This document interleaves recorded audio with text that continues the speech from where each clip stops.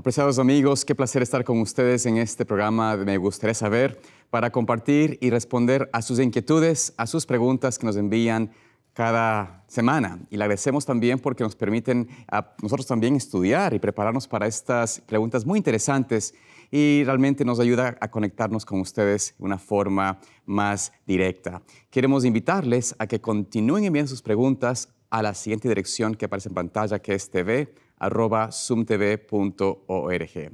Tengo hoy el privilegio de estar junto al pastor Esteban Bor a mi mano derecha. Pastor, bienvenido al programa. Gracias. Y a mi mano izquierda al pastor Manrique. Pastor, bienvenido al programa nuevamente. Un placer estar contigo aquí. Gracias, pastor Salazar. Muy bien, pues antes de iniciar esta experiencia de compartir estas preguntas y contestarlas, vamos a invitar a la presencia de Dios. Así que voy a invitar al pastor Manrique que nos dirija en oración para luego entrar en la pregunta y las preguntas de hoy. Claro que sí, vamos a orar. Querido Padre que estás en los cielos, gracias Señor porque tu gracia bendita nos permite compartir con nuestros televidentes sabiduría de tu santa palabra. Úsanos Señor en esta hora y permite que lo que aquí vamos a presentar pueda ser dirigido por ti, que tu Espíritu Santo impresione nuestras mentes y toque a cada persona que estará escuchando este programa. Señor, que estas respuestas puedan dilucidar todas las dudas que existan o que ellos nos presentan, pero que además puedan prepararnos para compartir esto con los demás. En Jesús te lo pedimos, imploramos, amén, amén. Amén, amén.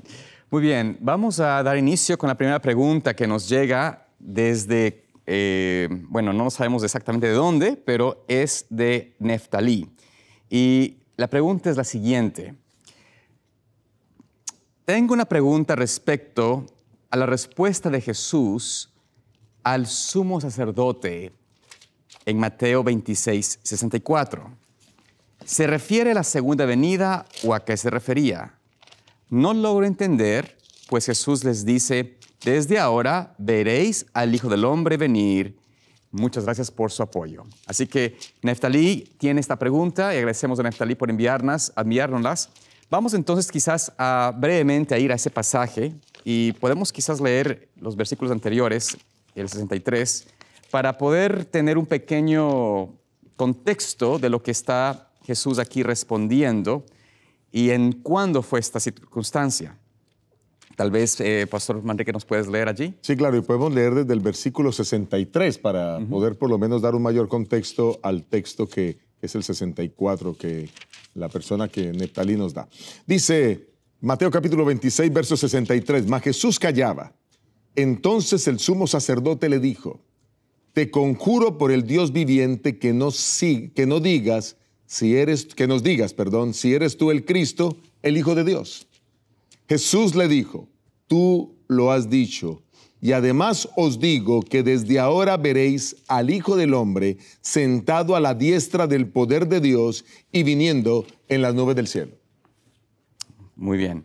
Pastor, ¿qué nos puede decir este pasaje? Aparentemente, el pasaje menciona aquí que Cristo está afirmando en respuesta a esta declaración, a este pedido en juramento de Caifás. Está Jesús en el momento de su interrogación ante el tribunal de Sanedrín, previo a su crucifixión, donde él le dice, te conjuro, decláramelo ahora mismo si eres tú el Hijo de Dios. Y Jesús pues le declara, abre su boca en este momento y le dice que desde ahora en adelante, además os digo que desde ahora en adelante veréis al Hijo del Hombre sentado a la diestra del poder de Dios y viniendo en las nubes de los cielos. Así que yo creo que este versículo ya más o menos declara en qué está él hablando, pero tal vez, Pastor Bor, ¿nos puedes compartir un poco de qué es esto que está diciendo aquí Jesús?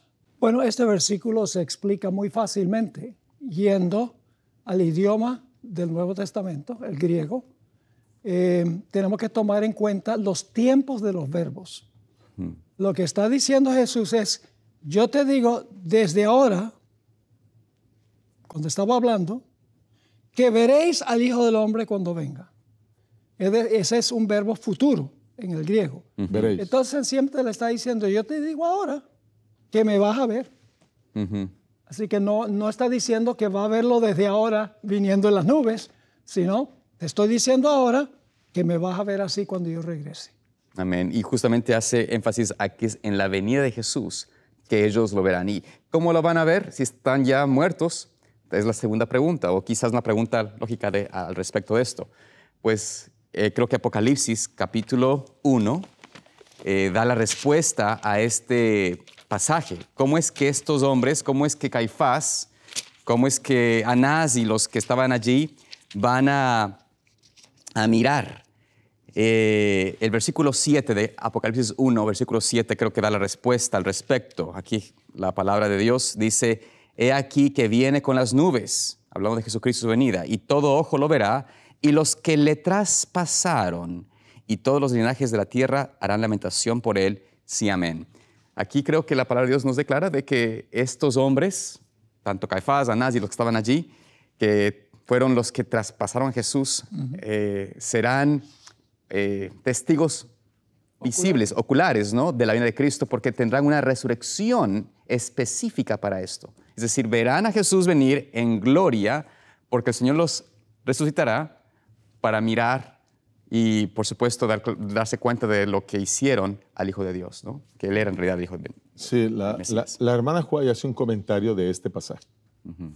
Y ella comenta de la siguiente manera. Dice, comentando Mateo 26, 64, dice: con esta declaración, el Salvador presentó una escena enteramente opuesta a la que entonces se desarrollaba. ¿Qué se desarrollaba en ese momento? Que estaban juzgando a Jesús, ¿cierto? Y por eso, para llevarlo a la cruz. Pero ahora, lo que está mostrando Jesús es que pronto, o bueno, después, en el futuro mejor, sucedería todo lo contrario. Claro. Sigue diciendo el texto de la hermana Juárez: señalaba el momento en que él ocupará el puesto de juez supremo de cielo y tierra. Entonces estará sentado en el trono de su Padre y contra sus fallos no habrá apelación. Y eso lo escribe en Cristo nuestro Salvador, página 105, párrafo 8. Entonces, allí se estaba juzgando a Jesús, pero Jesús está diciendo realmente: me voy a sentar a la diestra del Padre, es porque yo soy el rey y el juez y ustedes van a ser juzgados. Y cuando, pastor, tú lees Apocalipsis 1:7, pues está mostrando que los que le traspasaron o los que se encargaron de realizar su juzgamiento y su asesinato, pues tendrán esa resurrección especial para poder ver a Cristo viniendo en gloria y recibir la retribución justa por su extravío, por su pecado. La hermana White entendió el tiempo de los verbos. Sí, lo entendió, lo tenía claro. Por eso. Así que te agradecemos, Neftalí, por la pregunta. Vamos a la siguiente pregunta, ¿les parece? Adelante. Esta viene de Johnny y queremos invitar a los amigos que nos envían las preguntas a que nos envíen también de dónde nos envían la pregunta, porque esto nos permite conectarnos un poquito más, ¿no?, con ustedes. Muy bien, Johnny nos dice la pregunta. Estaba dirigida al pastor Bor, pero creo que podemos todos contestar también.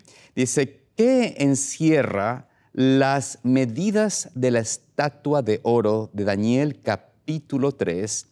Y si hay algún tema del pastor Bor que explique más detallado. Así que pastor Bor tiene un reto ahí. ¿Hay algún tema que usted hable sobre las medidas de la estatua de oro de capítulo 3? Quizás hay un cierto, ¿sabe? Quizás una interrogante, porque las medidas son particulares y se mencionan allí específicamente en el capítulo 3. Tal vez, pastor Manrique, usted nos puede decir cuáles son esas medidas. Sí, claro. Vamos a leer Daniel, el capítulo 3, el versículo 1. El rey Nabucodonosor hizo una estatua de oro cuya altura era de 60 codos y su anchura de 6 codos. La levantó en el campo de Dura, en la provincia de Babilonia. Y esto viene exactamente después de haber presentado la visión de la estatua en Daniel el capítulo 2 con los 4 diferentes metales. Solo la cabeza representaba a Babilonia, pero entonces, como al rey se le acababa de presentar que todos los metales significaban los reinos sucesivos que habría, y luego hasta la actual Europa y nuestros tiempos, pues ahora lo que el rey dijo, Nabucodonosor, con su orgullo y arrogancia, es: no, yo quiero que así, si yo soy la cabeza de oro, quiero que todos los tiempos sean de oro. En otras palabras, yo quiero gobernar para siempre, o por lo menos, si no él, su reino, que permaneciera para siempre. Ese era el objetivo de él, hacer esta estatua completa de oro, que era la estatua que había soñado. Y ahí están las medidas, repitámoslas otra vez. Entonces son 60 codos de altura y 6 codos de anchura. Así que tal vez está allí ese 60, ese 6, quizás la inquietud de los hermanos, bueno, ¿hay alguna cosa detrás de esas medidas específicamente que se puedan aplicar en profecía o algo por el estilo? Pastor Bor. Tal vez el pastor Manrique nos puede hablar un poco sobre nuestro sistema sexagesimal de tiempo y de ángulos, porque Sí. eso es muy importante. Bueno, sí, hay varios sistemas de medidas en el mundo. Tenemos el sistema decimal, que es el que generalmente usamos todos los países latinoamericanos. Se basa en el número 10. Se basa en el número 10, y entonces tenemos los milímetros, centímetros, metros, etcétera, etcétera, ¿no? Pero hay un sistema que es el sexagesimal, que está basado en el número 6. Y el sistema sexagesimal presenta algunas ventajas sobre el sistema decimal. Y es porque es posible, los que conocen un poco de matemáticas esto lo van a entender, es posible hacer, tiene más múltiplos el sistema sexagesimal que el sistema decimal. Y entonces esa variedad de múltiplos pues permite hacer varias cosas. Miren, por ejemplo, nuestros relojes. Todos nuestros relojes, ¿cómo medimos el tiempo en el mundo? Viene de los babilonios. Claro, 60 Correcto. Porque son 60 minutos. minutos. O bueno, podemos comenzar desde 24 horas, que es divisible por 6. Correcto. ¿Cierto? Podemos hablar entonces de 60 minutos, que es una hora, y de 60 segundos, que es cada minuto. Entonces noten que ese sistema está implementado allí. Pero no solo en la hora. Ese sistema también está implementado en el tema de los ángulos. Y entonces nosotros hablamos del ángulo recto, ángulo de 90 grados. Eso es sistema sexagesimal. Claro. Hablamos del ángulo de 180 grados. Decimos que 180 grados es ir en la dirección opuesta. Si le decimos, usted de vuelta a 180 grados, le estamos diciendo, vaya en la dirección contraria. Correcto. Eso es sistema sexagesimal. Así que el tema de las horas, el tema de los ángulos, pues se usa para eso. Los constructores, por lo menos en Latinoamérica, los arquitectos tienen que aprender ambos sistemas. Claro. Porque para poder establecer arcos, curvas, tienen que usar ángulos. Para la medida del tiempo, pero también tiene que usar el sistema decimal. Solo que aquí es muy importante notar que este sistema era fundamental en la cultura babilonia. De paso, ellos lo inventaron. Y interesante, ¿no? También el círculo, 360 grados. 360, divisible por 6. Es sistema sexagesimal todo. Entonces, con esto, ¿qué podemos decir tal vez en relación a la inquietud del hermano? ¿Hay alguna cosa de trasfondo sobre esto? Bueno, quiero leer primero una cita en el comentario de Ranko Stefanovic, un comentario que he usado en el seminario de Andrews, donde él comenta sobre el origen del sistema sexagesimal. Dice así, es una cita corta: el sistema sexagesimal ha sido aceptado universalmente para medir arcos, ángulos y para las divisiones del tiempo, incluyendo 360 días y 30 días en el mes. Correcto. Porque todos están relacionados con el número 6. Ahora, tal vez este hermano que está haciendo la pregunta en algún momento escuchó una presentación que yo hice. Es un tanto larga la explicación, pero no sé si debo entrar en todos los detalles o posiblemente que él nos escriba y yo poder entonces enviarle el estudio que yo hice, porque tengo el estudio todo elaborado. Pero tal vez voy a hacer algunos comentarios. Sí, pastor. Para que la gente pueda entender esto. El sistema sexagesimal, como hemos dicho, se originó en Babilonia. Las medidas de tiempo, 60 segundos, 60 minutos, 24 horas, 360 días, 360 grados en las medidas, se originan con Babilonia. Ahora, si multiplicamos 60 por 6, que son las dimensiones de la imagen, el resultado es 360, que era un número muy sagrado en la Babilonia antigua.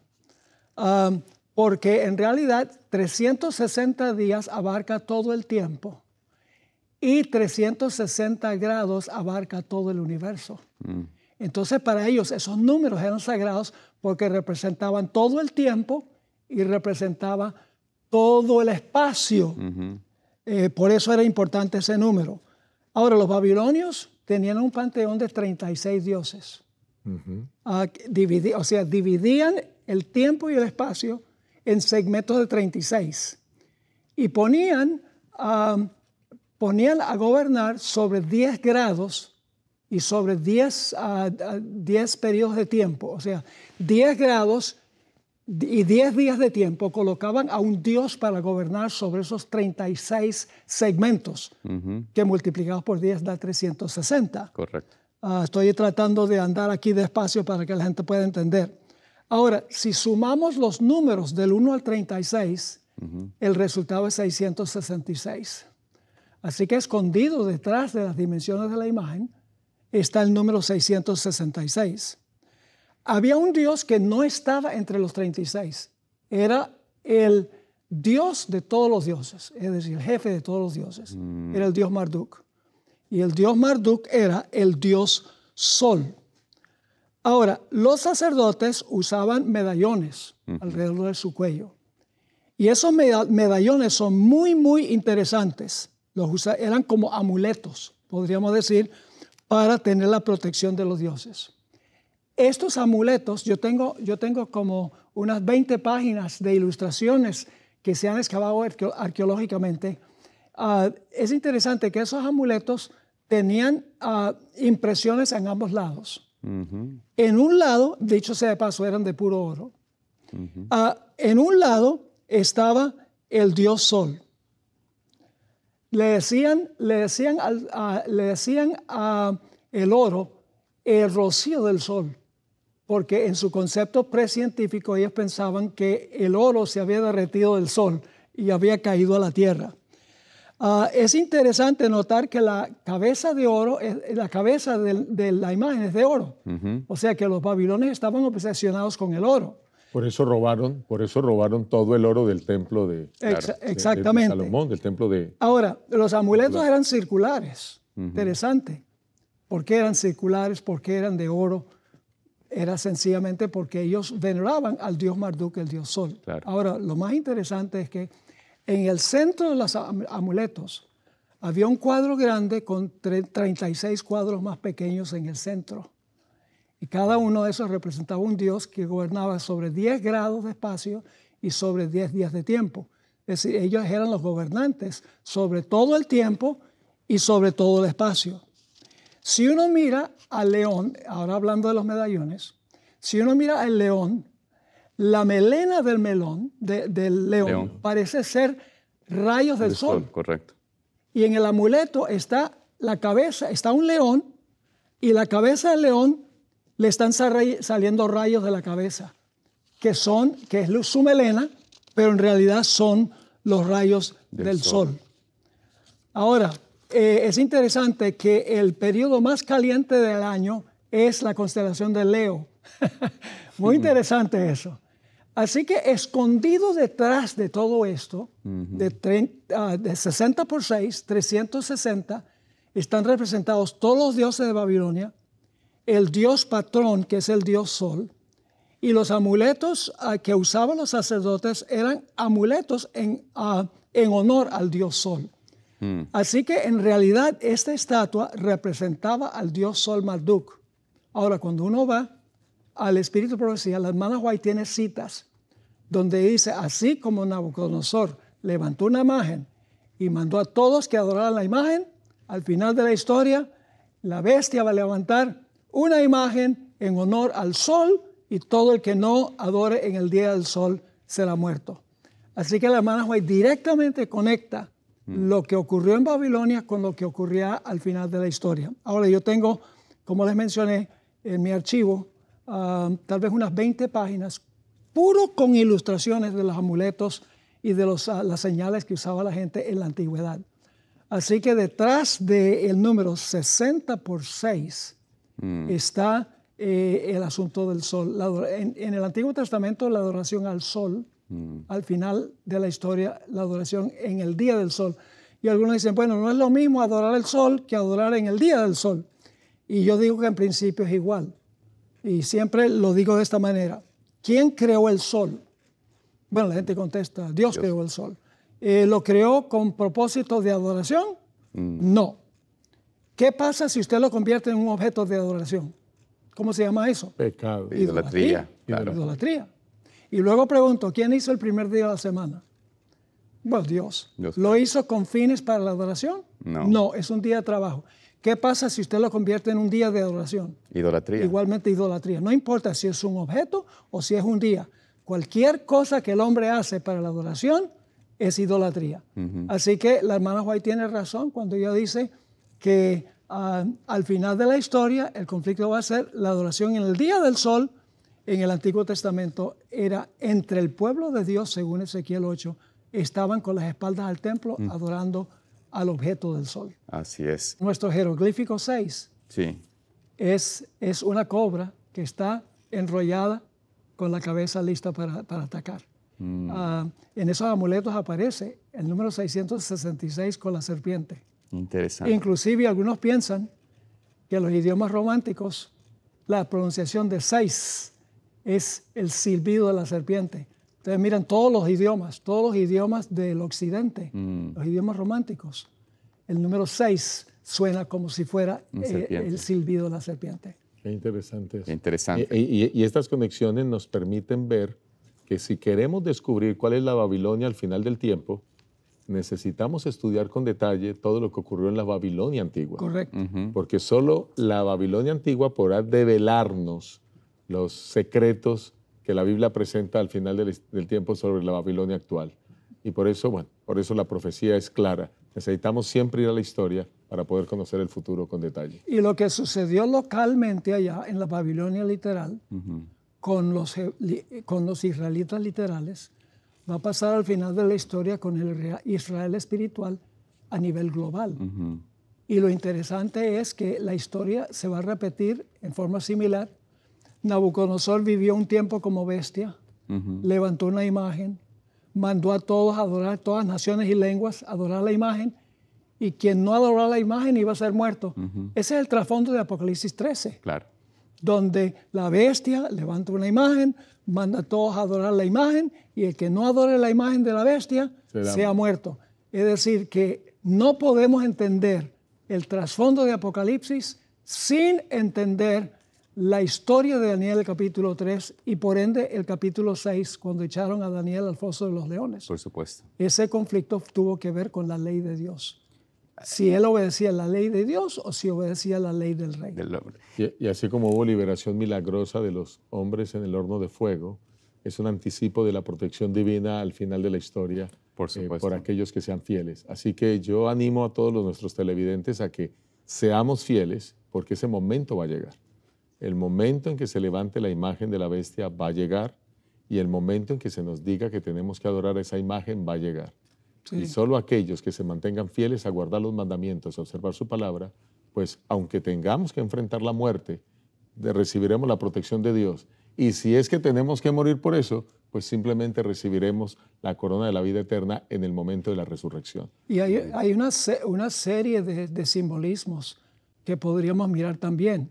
El horno es calentado 7 veces más, lo más caliente. Yo no creo que tenía termómetro. Lo calentó donde no podía calentar más. Ese representa el tiempo de angustia cual nunca fue. Y la crisis de los 3 jóvenes que tuvieron fe en el Señor representa el tiempo de angustia por el cual va a pasar el pueblo de Dios. Y como ellos fueron librados por Jesús, el pueblo de Dios es librado por Miguel al final de la historia, según Daniel 12:1. Hay toda una tipología en esa historia de Daniel 3. Amén, pastor. En realidad agradecemos mucho porque ha sido una muy buena discusión. Agradecemos también por las preguntas que nos envían. Y no duden de continuar orando por este ministerio. También agradecemos mucho por su colaboración. Su aporte financiero permite que este programa y muchos otros programas puedan ser hechos. Así que siempre agradecemos su contribución, su apoyo y sus oraciones. Que Dios los guarde, los bendiga y nos vemos aquí en un próximo programa de Me Gustaría Saber.